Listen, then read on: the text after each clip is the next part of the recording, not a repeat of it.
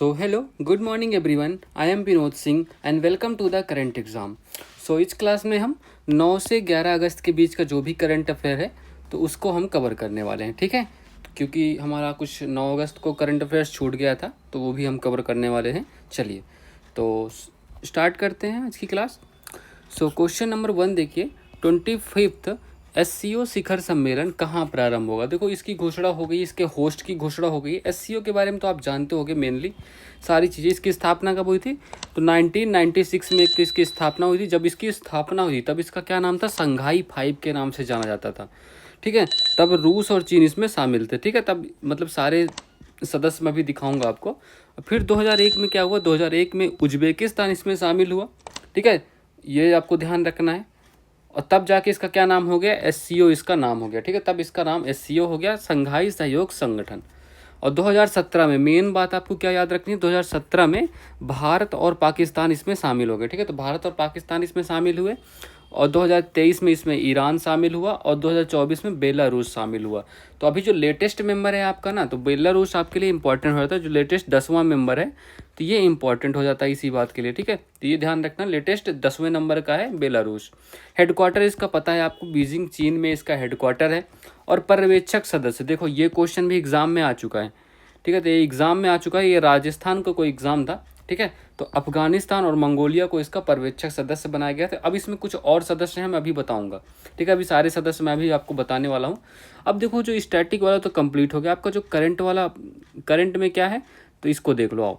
तो देखो 25th शिखर सम्मेलन अब होने वाला, तो ये 31 अगस्त से 1 सितंबर तक होगा। कहाँ होने वाला है, चीन में, ठीक है। चीन में तियानजिन नामक स्थान है, वहाँ पर इसका आयोजन किया जाएगा। तो मोदी जी इसी के लिए एक्साइटेड हैं, ठीक है। क्योंकि अभी हमारी USA से कुछ बन नहीं रही, हम रसिया से बनाने की कोशिश कर रहे हैं, तो USA उस पर और भड़क रहा है, ठीक है। अब चाइना से मिलने जाएंगे मोदी जी, वहाँ पधारेंगे, वहाँ फोटो वोटो खिंचवाएंगे, देन कुछ और ही गर्मा गर्मी होने वाली। तो अभी काफ़ी कुछ होने वाला है पॉलिटिक्स में, वर्ल्ड पॉलिटिक्स में काफ़ी बवाल मचने वाला है, क्योंकि ट्रंप भाई साहब चुप नहीं बैठ रहे। चलिए, और 2024 वाला तो आपको पता है अस्ताना कजाकिस्तान में हुआ था, ये पिछला वाला हुआ था जो आपका, ठीक है। अच्छा, अब G7 की अभी लेटेस्ट बैठक कहाँ हुई, G7 की भी लेटेस्ट जो बैठक हुई थी ये कनाडा में हुई थी, याद है ना, कनाडा। अच्छा, कनाडा के तुम लोग PM का नाम बता दो, ये क्वेश्चन एग्जाम में आ चुका है। PM क्या है, कमेंट बॉक्स में कमेंट करो, ठीक है, टाइप करके बताओ। ब्रिक्स का भी लेटेस्ट मीटिंग कहाँ हुई है, ब्राज़ील में हुई है, ठीक है। मोदी साहब गए थे यहाँ पर जब 5 देशों की यात्रा पे निकले थे। बिम्स्टेक का भी लेटेस्ट सम्मेलन कहाँ, थाईलैंड में हुआ है ना, थाईलैंड बैंकॉक, ठीक है। तो थाईलैंड के बैंकॉक में हुआ है, तो यहीं पर भी भयंकर भूकंप आया था, ये सब आपको याद है ना। चलिए, तो option number B correct answer है, चीन इसका राइट आंसर हो गया। तियानजिन नामक स्थान में इसकी सम्मेलन होगा 2025 वाला, 31 अगस्त से 1 सितंबर तक, ठीक है। चलिए, तो ये कनाडा के PM का नाम आप कमेंट में टाइप कर दो, ठीक है, कमेंट बॉक्स में। चलिए, ठीक है। तो ये देखो कुल टोटल मेंबर है, चाइना हो गया, कजाकिस्तान हो गया, Kyrgyzstan, Russia, Tajikistan, Uzbekistan, India, Pakistan, ये मेंबर हो गए। और ये देखो पर्यवेक्षक देश, इनके बारे में बात कर रहा था। अफगानिस्तान हो गया, बेलारूस को अब ऐड कर दिया गया, ठीक है। तो बेलारूस को अब ऐड कर दिया गया, इसको यहाँ से मत हटा दीजिएगा, ठीक है। बेलारूस को यहाँ से हटा दो, ईरान को भी हटा दो, ठीक है। तो ये अफगानिस्तान और मंगोलिया बस बचे हैं, इन दोनों को ऐड कर दिया गया है कहाँ, यहाँ पर, ठीक है। ये तो मैंने अभी बताया है, आपको करेक्ट कर लेना है। चलिए, बाकी ये सब याद रखने की जरूरत नहीं है, ठीक है। चलिए, तो सारे क्वेश्चन आपके नए क्वेश्चन हैं, कोई रिवीजन का क्वेश्चन नहीं है, तो सारे अच्छे से कीजिएगा कवर, ठीक है। सब कुछ नोट कर लीजिएगा। हाल ही में उत्तराखंड के उत्तरकाशी जिले में भारी वर्षा के कारण किस नदी में आकस्मिक बाढ़ ने व्यापक तबाही मचाई है। तो भाई अभी आपने देखा होगा पूरा का पूरा गाँव बहने की कगार में आ गया था, वहाँ पर बहुत ज़्यादा तबाही हुई है। वो आप वीडियो देखोगे ना, मतलब पूरे घर ऐसे बह रहे थे जैसे कोई पानी में पन्नी बहती है, ऐसे घर बह रहे थे। तो देखो, चलो, तो ये अभी कहाँ, उत्तराखंड के कौन से कस्बे में, धराली कस्बा है। धराली कस्बा में बहुत ज़्यादा, पूरा कस्बा का कस्बा ख़त्म हो गया, ठीक है। तो यहाँ पर कौन सी रिवर थी, खीर गंगा नदी थी, ठीक है। रिवर का नाम लिख लो, कब पूछा जा सकता है, खीर गंगा नदी, ठीक है। तो खीर गंगा नदी। अच्छा, तो कोई बता सकता है ये किसकी सहायक नदी है, ये सहायक नदी है आपकी अलकनंदा की, ठीक है। तो ये अलकनंदा रिवर की सहायक नदी है, ठीक है। तो अलकनंदा रिवर की सहायक नदी, ये आपको ध्यान रखना है। अच्छा, तुम लोगों को पता है इसका जो रीज़न बताया गया है, इसका रीज़न सब लोग कह रहे थे, मतलब सोशल मीडिया पे भी यही चल रहा था कि बादल फटा है ना, बट ये नहीं है, ये इसका रीज़न है ही नहीं। बादल फटा गलत आंसर है, इसमें क्या हुआ है, ग्लेशियर है फटा है, ठीक है। तो ग्लेशियर फटा ये बताया गया है। तो ग्लेशियर फटा ये एग्जैक्ट रीजन है, ठीक है। तो ये करेक्ट रीजन है और ये आपके मतलब इन्वायरमेंट में मतलब आपके जलवायु में कितना परिवर्तन हो रहा है ये भी आपको दिखाता है कि कितना नुकसान हो रहा है अब, है ना। क्या ही बचे अब, किन के लिए ग्लेशियर बचाओगे तुम, ये तो अपने आप पिघले जा रहे हैं सब, है ना। चलो ठीक है, तो अलकनंदा की ट्रिब्यूटरी और आप खीर गंगा के बारे में ये जरूर याद रखना है, ठीक है। चलिए हाल ही में विश्व मौसम विज्ञान संगठन ने कहाँ 829 किलोमीटर के मेगा फ्लैश लाइटनिंग रिकॉर्ड को प्रमाणित किया। देखो ये आज की बात नहीं है, अभी लेटेस्ट बात नहीं है, बट इसको अभी पता लगाया गया है। तो वर्ल्ड मीटेरोलॉजिकल ऑर्गेनाइजेशन WMO में इसकी स्थापना हुई थी 1950 में, इसकी स्थापना हुई थी। इसका हेडक्वार्टर जेनेवा स्विट्जरलैंड, ये तो सबको पता है ना। तो 2017 में इन्होंने एक घटना रिकॉर्ड की थी, कहाँ पर, USA में। USA में एक भयंकर तूफान आया था 2017 में, ठीक है। तो भयंकर तूफान आया था, अरे क्या लिख रहा हूँ, तो 2007 फिर से वही, ठीक है। तो 2017 में भयंकर तूफान आया था और इसकी रेंज जानते हो कितनी थी, लगभग 829 किलोमीटर, ठीक है। 829 किलोमीटर लंबे क्षेत्र तक इसका प्रभाव रहा। समझ सकते, ये बहुत ज़्यादा होता है ना। तो ये कहाँ USA में रिकॉर्ड किया गया था, तो ये इसको भी, इस पॉइंट को भी आपको ध्यान रखना है, ठीक है। चलिए क्वेश्चन नंबर 2 देखते हैं, आइए। हाल ही में 12वां विश्व खेल 2025 का आगाज कहाँ हुआ है। विश्व खेल 2025 का आगाज कहाँ हुआ है। भारत इसमें बहुत कम ही जीता होता है, बट देखो फिर भी देख लेते हैं। होस्ट कहाँ है, 7 अगस्त को, देखो 7 अगस्त 2025 को चीन के चेंगदू नामक स्थान पर इसको शुरुआत होने वाली, ठीक है। शुरुआत हो चुकी है और कब से कब तक चलने वाला था ये, 7 अगस्त से 17 अगस्त तक, ठीक है। 7 अगस्त से 17 अगस्त तक 12वां संस्करण चलने वाला है। इसकी शुरुआत कब हुई थी, शुरुआत हुई थी 1981 में। 1981 में इसकी शुरुआत हुई थी। और जब 1981 में इसकी शुरुआत हुई थी तो सांता क्लारा USA में इसका पहला आयोजन किया गया था। और पिछला वाला संस्करण बर्मिंघम अमेरिका में हुआ था 2022 में, ठीक है। तो ये ध्यान रखिएगा। अब इसमें टोटल कितने 34 खेल होते हैं और भारतीय टीम से इस बार 17 सदस्यों ने भाग लिया है। देखो भारत की टीम आज तक, मतलब अभी इस संस्करण के बारे में बात नहीं कर रहे हैं, केवल आज तक कितने पदक जीत चुके, केवल 1 स्वर्ण जीती है, 1 सिल्वर जीती है और 3 ब्रॉन्ज, ठीक है। टोटल कितने 5 पदक जीती है अब तक के इतिहास में, ठीक है। अब ये जो स्वर्ण पदक है, एकमात्र स्वर्ण 2013 में बिलियर्ड्स में आदित्य मेहता ने जीता था, ठीक है। तो ये बिलियर्ड्स में 2013 में आदित्य मेहता ने जीता था, ये भी आपको लिख लेना है, ठीक है। चलिए अब अगला संस्करण कहाँ होगा, ये तो अभी चीन में हो रहा है, चेंगडू में। अगला कार्ल जुए जर्मनी 2029 में इसका आयोजन होने वाला है, ठीक है। चलिए ये भी ध्यान रखिएगा। हाल ही में किस, अच्छा इसका आंसर आपने मार्क कर लिया, आंसर आप मार्क कर लीजिए चीन, option number C correct answer है, ठीक है। हाल ही में किस देश के कार्यवाहक राष्ट्रपति यू मिंट सोए का 74 वर्ष की आयु में निधन हुआ है, तो ये भैया म्यांमार, ठीक है। तो म्यांमार के कार्यवाहक राष्ट्रपति थे 2021 से, ठीक है, 2021 से। और ये वाइस प्रेसिडेंट भी यहाँ पे रह चुके थे, कब, 2016 में, ठीक है। तो ये भी ध्यान रखिएगा। हाल ही में मौद्रिक नीति समिति द्वारा निर्धारित रेपो दर कितना होता है। अच्छा ये किसके द्वारा निर्धारित होता है, उर्जित पटेल जो कमेटी है उसके द्वारा, है ना। तो वो तो आपको पता ही, उर्जित पटेल का नाम है। इस बार क्या हुआ है, नो चेंज, ठीक है। तो नो चेंज हुआ है, कोई बदलाव नहीं हुआ है, ठीक है। तो कितना है 5.5%, ये ध्यान रखिएगा, ठीक है। अब ये रेपो दर होता क्या है, जब RBI किसी बैंक को लोन देता है, क्या देता है, लोन देता है, तो बैंक को जो ब्याज देनी पड़ती है उसको हम रेपो दर कहते हैं। जिस दर पर बैंक ब्याज देता है, इंटरेस्ट लौटाता है, उसको हम रेपो दर कहते हैं, ठीक है। तो ये तो आपको पता है, बहुत बार मैंने बताया आपको। चलिए क्वेश्चन नंबर 3 देखते हैं। हाल ही में पहला वैश्विक MS स्वामीनाथन पुरस्कार 2025 के विजेता डॉक्टर एडेमोला एडेनले का संबंध किस देश से है। मोस्ट इंपॉर्टेंट क्वेश्चन है, आपके एग्जाम में सीधा छपेगा ये, ठीक है। तो एडेमोला, अब ये किसको पहली बार दिया गया, ठीक है। तो डॉक्टर MS स्वामीनाथन का जन्म कब हुआ था, 7 अगस्त 1925 को जन्म हुआ था। तो इनके 100 साल पूरे हो गए, तो जन्म शताब्दी वर्ष है, 100 साल पूरे हो गए, जन्म शताब्दी वर्ष है। तो 7 अगस्त 2025 को ये कार्यक्रम सेलिब्रेट किया गया, ठीक है। और इसी दिन एक पुस्तक भी लॉन्च की गई, अ मैन हु फेड इंडिया, एक व्यक्ति जिसने भारत को खिलाया। ये किसने पुस्तक लॉन्च की है, प्रिय बांदा जय कुमार, जो कि सिंगापुर की रहने वाली है, ठीक है। ये आपको भी साथ में ध्यान रखना, मे भी पूछ लिए क्वेश्चन। तो अभी इसी उपलक्ष्य में PM मोदी साहब ने वैश्विक MS स्वामीनाथन पुरस्कार की शुरुआत की है, ठीक है। तो वैश्विक MS स्वामीनाथन पुरस्कार की शुरुआत PM मोदी साहब, पहले राष्ट्रीय स्तर पर दिया जाता था, बट अब वैश्विक स्तर पर दिया जाएगा पहली बार। तो पहली बार अभी किसे दिया गया है, डॉक्टर एडेमोला एडेनले, ठीक है। ये इनका संबंध नाइजीरिया से है, ठीक है। अच्छा, नाइजीरिया की कोई कैपिटल बता दो। इतनी बार मैंने बताया है ये सब, कैपिटल कमेंट करो, ठीक है, कमेंट बॉक्स में टाइप कर देना। अब इन्होंने नाइजीरिया में कौन सा काम किया था, तो भुखमरी को रोकने के लिए इन्होंने काफ़ी प्रयास किया था नाइजीरिया में, उसीलिए इनको ये वैश्विक MS स्वामीनाथन पुरस्कार, पहला वैश्विक MS स्वामीनाथन पुरस्कार दिया गया है, ठीक है। चलो, तो 100 साल पूरे हो गए थे इसी चक्कर में। अच्छा, इनको MS स्वामीनाथन जी को काफ़ी अवार्ड मिल चुके, तो उनके बारे में भी लिख लेते हैं, ठीक है। तो ये सारे अवार्ड MS स्वामीनाथन जी को मिले हैं। तो पद्मश्री कब मिला इन्हें? इन्हें पद्मश्री मिला था 1967 में, ठीक है। तो 1967 में पद्मश्री, पद्म भूषण 1972, पद्म विभूषण कब मिला था? 1989 में, और भारत रत्न 2024 में, ठीक है। तो आप ये भारत रत्न याद रखोगे, बाकी ये 3 भूल जाओगे, यहीं से क्वेश्चन आ जाएगा, फिर कहोगे यार सर ने पढ़ाया ही नहीं, है ना। ऐसे तो हो तुम लोग। चलिए, ठीक है, ठीक है। तो ये आपको आंसर मार्क करना है। तो कहाँ से? आपका नाइजीरिया आंसर मार्क करना है, ठीक है। नाइजीरिया से इनका संबंध है।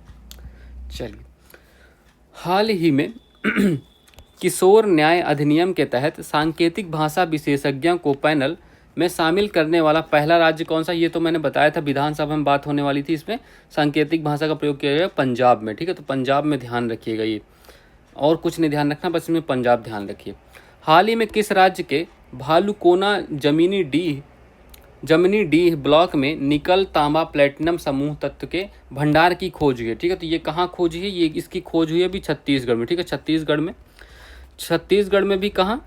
एक महासमुंदरी जिला है, ठीक है। तो महासमुंदरी, ठीक है। तो महासमुंदरी जिला है, वहीं पर इसकी खोज हुई थी, ठीक है। तो महासमुंदरी जिले में इसकी खोज हुई। अभी आपने न्यूज़ में देखा होगा मध्य प्रदेश के जबलपुर में, तो मध्य प्रदेश के जबलपुर में किसकी खोज हुई है? स्वर्ण भंडार मिला है, काफ़ी मात्रा में स्वर्ण भंडार मिला, ठीक है। तो ये भी आपको ध्यान रखना, स्वर्ण भंडार मिला है कहाँ? जबलपुर, मध्य प्रदेश में। चलिए, क्वेश्चन नंबर 4 देखिए। भारतीय निर्यात संगठनों के महासंघ के अनुसार वित्त वर्ष 2024-25 में शीर्ष निर्यातक राज्य कौन सा है? बताओ, शीर्ष निर्यातक राज्य कौन सा है? देखो, 2024-25 के बारे में बात करेंगे तो कौन जारी करता है? तो federation of Indian export organization, FIEO, ठीक है। तो FIEO द्वारा जारी किया जाता है। इसकी स्थापना हुई थी 1965 में, ठीक है। इसकी स्थापना 1965 में हुई थी। क्या जारी करता है? ये शीर्ष निर्यातक राज्य बताएगा कि 2024-25 में कहाँ से सबसे ज़्यादा निर्यात किया गया, ठीक है। वैसे देखो, भारत का अगर टोटल एक्सपोर्ट देखा जाए तो 37.02 लाख करोड़ है, ठीक है। तो इतना टोटल रहा भारत का, ठीक है। ये आपको पता होना चाहिए। अब इस टोटल में से सबसे ज़्यादा कहाँ से रहा? सबसे ज़्यादा रहा आपका गुजरात से। गुजरात आपका पहले नंबर पर है। गुजरात देश का 26.6% निर्यात करता है, जिसमें से लगभग 9.83 लाख करोड़ निर्यात सिर्फ अकेले गुजरात से हुआ है। और टॉप पे जामनगर है, जो कि 1/3 करता है, जो कि ये गुजरात का पूरा है, मतलब लगभग 3.5 लाख करोड़ सिर्फ जामनगर से हुआ। रिफाइंड पेट्रोलियम हम यहाँ से निर्यात करते हैं, ये ध्यान रखिएगा। पहले नंबर पे निर्यात में कौन हो गया? गुजरात। मोर देन 25% है, इसलिए आपको परसेंटेज और ये वैल्यू भी आपको ध्यान रखनी है, ठीक है।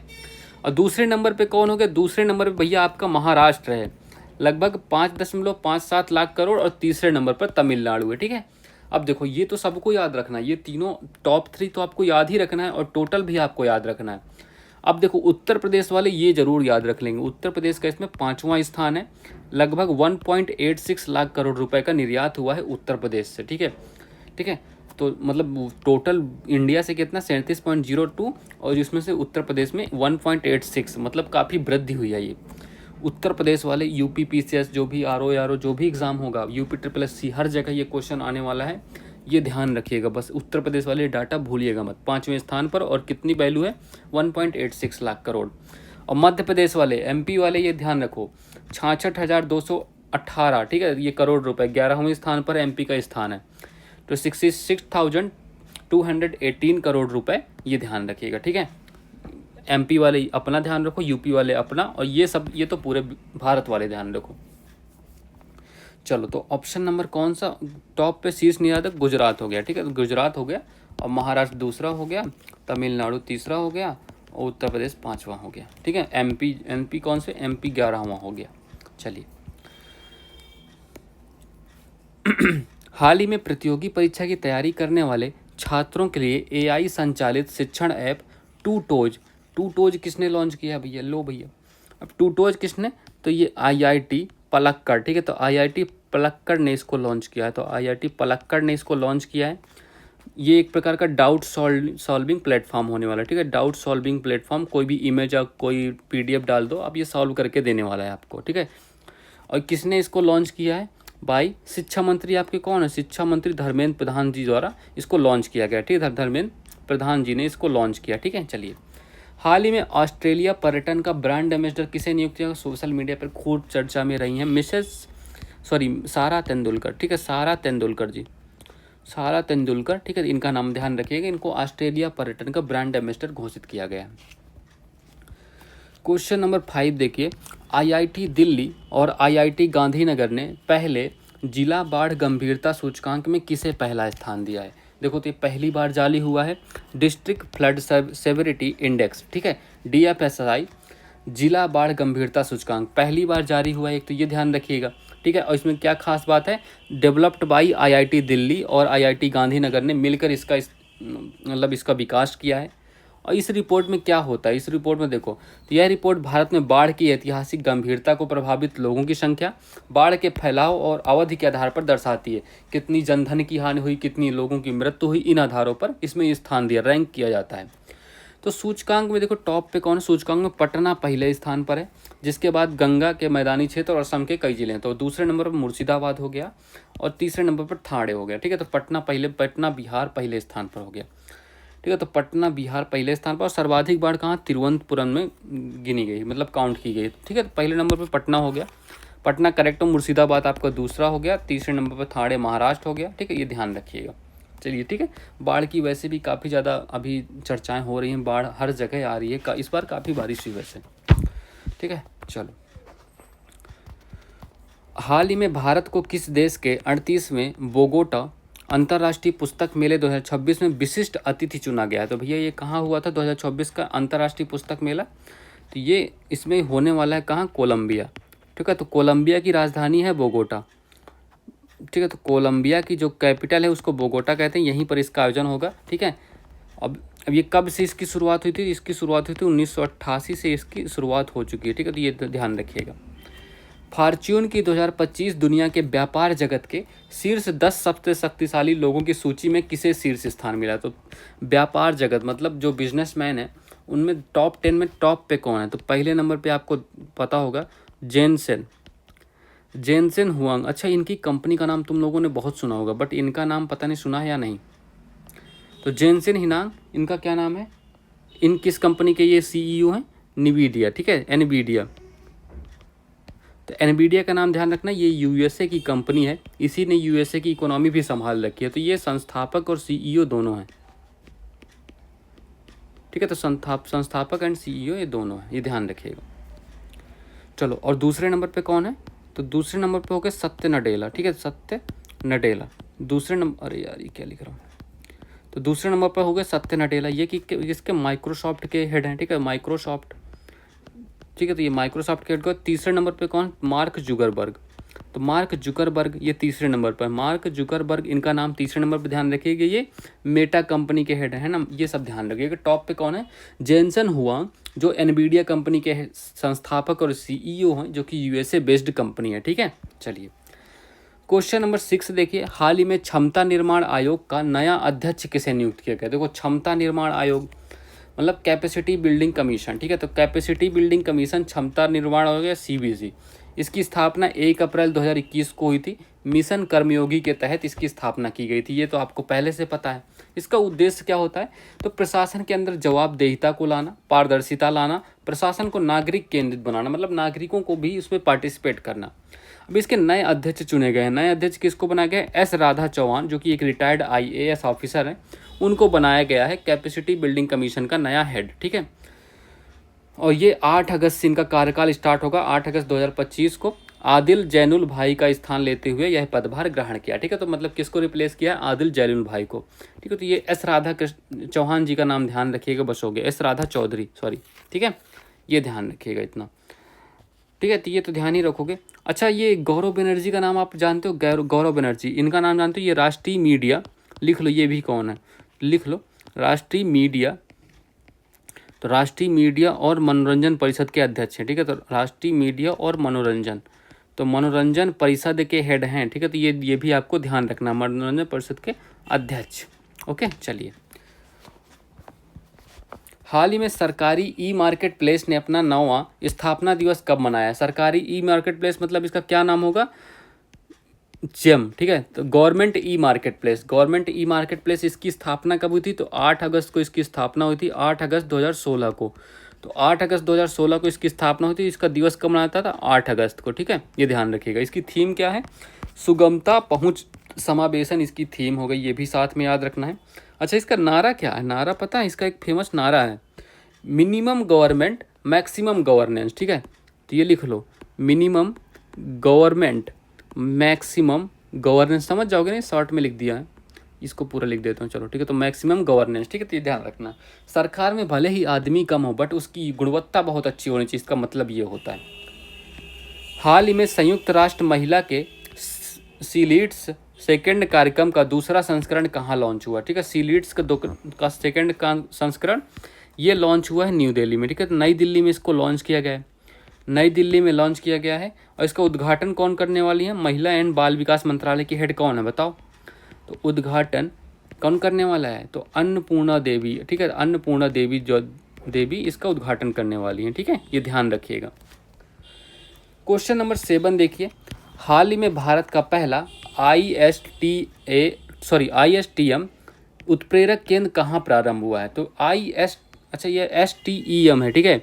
मैं इसको अभी चलो करेक्ट कर दूंगा, STEM है, ठीक है। यहाँ पर मत लिखो, ये लिख लो ISTEM, ठीक है। तो ये है पूरा फुल फॉर्म, ठीक है। तो ये करेक्ट कर लेना तुम लोग। चलो, तो इसका उत्प्रेरक केंद्र कहाँ? तो पहला ISTEM, ठीक है। EM उत्प्रेरक केंद्र कहाँ प्रारंभ हुआ? ठीक है। तो ये देखो, ये करेक्ट लिखा हुआ है।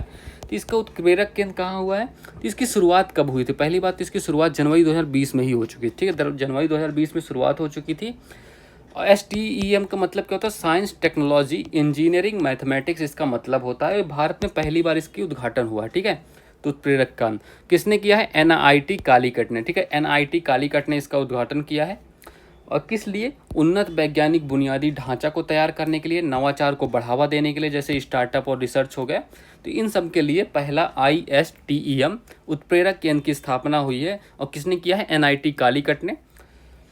यह प्रधानमंत्री विज्ञान प्रौद्योगिकी एवं नवाचार सलाहकार परिषद की एक पहल है, ठीक है। तो ये भी साथ में एक बार पढ़ लीजिएगा, ठीक है। चलो, तो ये option number NIT Calicut option number C correct answer हो गया, ठीक है। चलिए, हाल ही में टाटा ऑटोकॉम्प ने किस देश के IAC समूह का अधिग्रहण करने की घोषणा की है? तो ये स्लोवाकिया देश का है।